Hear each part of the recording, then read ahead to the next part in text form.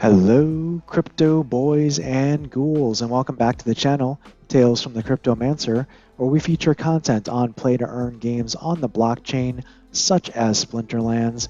And in today's video, what I'd like to do is walk through a flip that I just did on the market. We've talked about flipping in the past on some of my videos on how to use the marketplace to your advantage.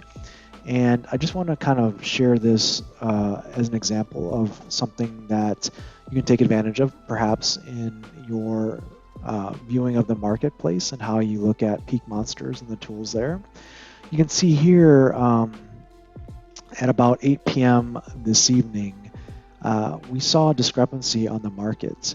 In peak monsters, there were two max level untamed fire elementals listed.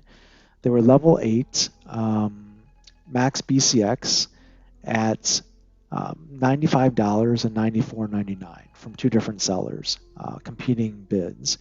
And let's just take a look at the marketplace real quick to give you a frame of reference. So we're here in Peak Monsters looking at the market. If we drill into the fire elemental here, you can see here that a level 8 115 BCX fire elemental is selling for $188 or 1.635 USD per BCX. The card price of a fire elemental is normally $3. So this particular fire elemental at max level is about half price, 50% off. If you look at the two fire elementals that I purchased earlier this evening on the market, these are also max level 8, but they were $95. So they were essentially half the price of the next highest max level fire elemental, and these were roughly selling for about 80 or 90 cents per BCX. Well, if you look at the average card price for a single BCX, it's $3. So it's roughly 33% of the standard 1 BCX price here. And we were able to scoop both of those cards on the market up and immediately relist our card just under the other lowest price card. So if you look at what we listed it at, we listed our card for $184, and the next closest to us was $188. And if you look at this, we bought our card at just about 8 p.m. and literally just about 5 hours later, we flipped that card and sold it for $184. And if you look at the cost of these two cards, right, we bought two max level fire elementals for a total of $189.99, but we sold just one of those for $184.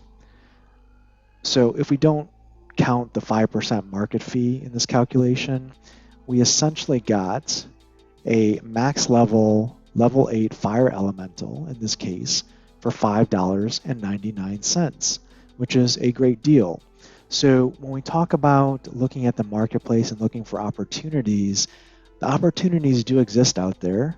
In this case, in 5 hours, we were able to basically get a fire elemental max level for $6, which is a great deal. And by doing this over time in your Splinterlands account, by making, smart market trades and purchases and flips, you can certainly add collection power and grow the power of your deck in Splinterlands. So again, just an example of how this can be done. It's a real world example that happened this evening.